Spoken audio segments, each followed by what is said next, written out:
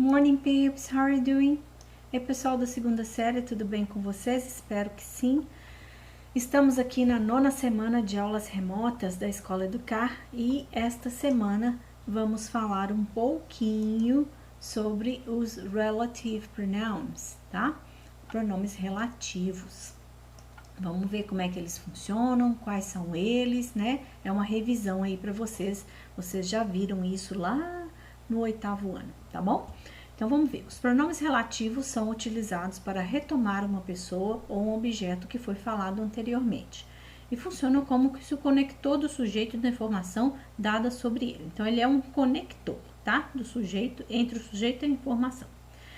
Nós temos aí alguns pronomes: which, who, whom, whose. Temos aqui na sequência o that e o where, que também significa onde, e ele é considerado também uma WH question, ok? Vamos voltar aqui, só para a gente poder explicar. Which. Quando que a gente vai usar o which e quando e como que ele vai se comportar na frase, tá? O pronome relativo which, ele se refere a coisas ou animais. Exemplo: this is the bus which I take to go home. Então, este é o ônibus que eu pego para ir para casa. Uma vez eu ensinei para vocês assim que a diferença entre usar o what e o which, tá? Which, ele vai ser, a gente vai usar, por exemplo, ele também pode significar a palavra qual, né? Se eu tiver, por exemplo, um limite de opções para poder escolher e perguntar para a pessoa, né? Por exemplo, which color do you like most? Blue or white? Então, eu dei duas opções, tá? Então, antes que alguém fique aí na dúvida, mas o which não significa qual? Às vezes significa também. Eu posso usar ele com esse sentido também, ok? Neste caso aqui, ele é um pronome relativo que significa que, e eu vou usar ele para me referir a coisas ou animais, tá? Então, este é o ônibus que eu pego para ir para casa. Agora, o who. Quando eu vou usar o who? O who, ele vai anteceder uma pessoa. Então, eu vou falar de uma pessoa que, então eu vou usar o who, tá?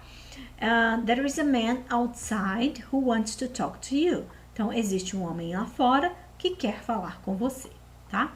Então, só para pessoas. Eu só posso usar who para pessoas. E o pronome whom também está relacionado às pessoas e também significa que. Vamos ver quando é que a gente usa. The girl whom Peter married is my cousin. A garota que o Peter se casou é minha prima. Nós vamos ver daqui a pouquinho que o whom, ele tem aí uma outra regrinha para a gente usar ele, tá? E aí essa regrinha ela vai existir exatamente por causa do that, tá? Que a gente vai ver que a gente pode substituir tanto o which quanto o who por that, mas desde que tenha duas regras, duas condições para a gente usar esse that, tá? Então, o pronome whose agora, relativo à posse também, só que ele não significa que, ele significa cujo ou cuja. Então, por exemplo, se eu quiser falar de uma pessoa e quiser me referir a ela, me relacionando a outra pessoa, eu vou usar aí o whose. Por exemplo, that girl whose brother was making some magic tricks at the party is my sister. Então, aquela garota cujo irmão estava fazendo alguns truques de mágica na festa é a minha irmã, ok? Então, o whose aí vai significar cujo, cujas ou cujas. Ok. Na sequência, vamos ver o that, que é muito mais importante para nós nesse momento aqui, porque o that a gente usa meio que coringão, tá? Ele vai funcionar, então, como esse coringa, e ele pode ser usado para pessoas e coisas. Mas o that tem uma exceção. Eu só posso usar ele se ele não vier entre vírgulas ou se antes dele não tiver uma vírgula. Então, por exemplo, that is the dog that bit my daughter. Aquele é o cachorro que mordeu a minha filha. Esse exemplo é ótimo porque eu tenho dois that's nessa frase. Então, olha aqui, ó. Deixa eu pegar aqui. Eu tenho aqui um that, o primeiro that, e tenho o segundo that. O que acontece? Esse primeiro that, ele tem o sentido de aquele e aquela. É um pronome demonstrativo. Já esse aqui entrou como relativo. Então, de novo, eu tenho aquela mesma coisa da língua inglesa, das palavras que significam várias coisas. Na verdade, no português a gente também tem é porque a gente esquece, né? Ou então não dá importância, porque é natural para nós, tá? Então aqui eu tenho that, aquele ou aquela, is the dog, é o cachorro que bit my daughter, né? Mordeu a minha filha, ok? O que acontece com esse that? Olha, ele não está entre vírgulas, não, antes dele não tem uma vírgula, ok? Então eu posso usar.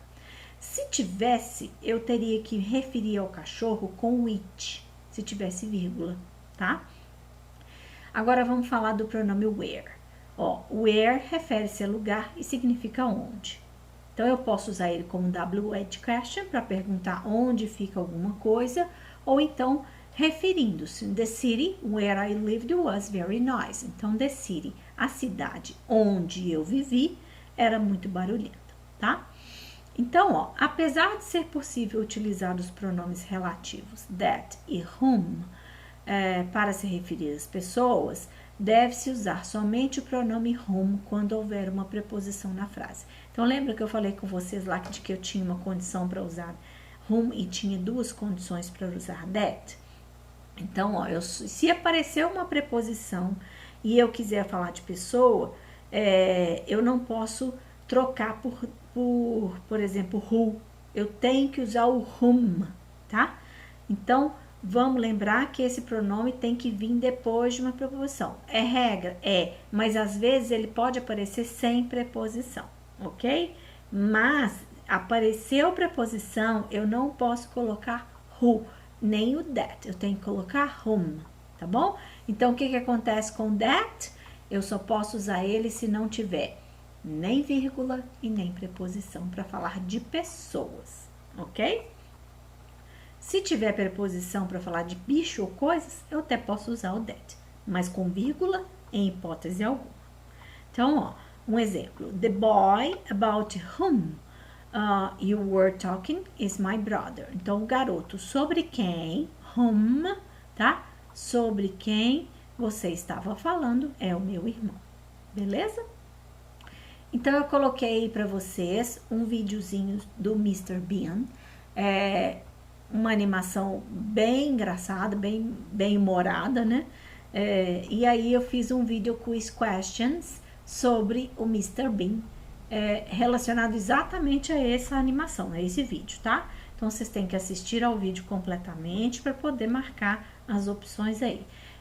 Baixem o PDF para vocês poderem acessar através do link e também pegar todas essas perguntinhas, pelo menos anotar as respostas no caderno. Aí coloca lá na página, né? Aula do dia tal, vídeo aula do dia tal, relative pronouns, aí coloca lá, video quiz questions number 1. Põe a resposta, se não quiser anotar a pergunta toda. Mas eu peço sempre que quem pode imprimir, imprime pelo menos a página de atividade, porque aí fica como referência para vocês estudarem depois. Vamos assistir um pedacinho da animação do Mr. Bean para a gente ver o que está acontecendo aí.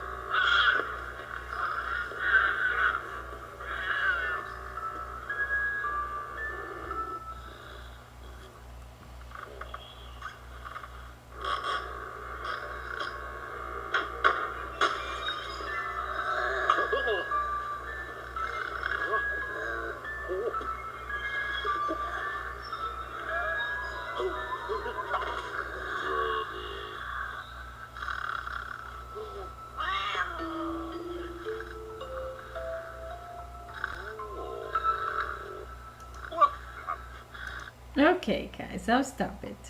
Vou parar, gente, para que vocês possam assistir depois tudo na íntegra, tá? Então tem 10 minutinhos essa animação, ela é um pouquinho mais longa que as outras, mas é engraçada. Quem nunca, né, gente? Quem nunca deitou, esqueceu de apagar a luz, aí teve que levantar para poder apagar, ou então ficou tentando apagar, esticar o braço para apagar do lado da cama. Eu várias vezes, né? Às vezes eu deito tão cansada que eu esqueço que eu tenho que apagar a luz, acaba adormecendo e no meio da noite eu tenho que levantar para apagar a luz. Acontece. Enfim, assistam tudo, façam atividade, ok? E deixei para vocês aí um recadinho no final, como sempre deixo. Leia o roteiro de estudos com atenção, faça a atividade diagnóstica 2, cujo link se encontra, cujo link, whose link, ok? Se encontra lá no roteiro. Faça as atividades pedidas na apostila volume 2 e marque a sua presença nesta aula acessando o formulário que está na descrição deste vídeo e se quiser deixe um comentário abaixo com dúvidas, tá? Ou qualquer outro comentário que vocês quiserem. Dream, wish and do it. See ya, guys!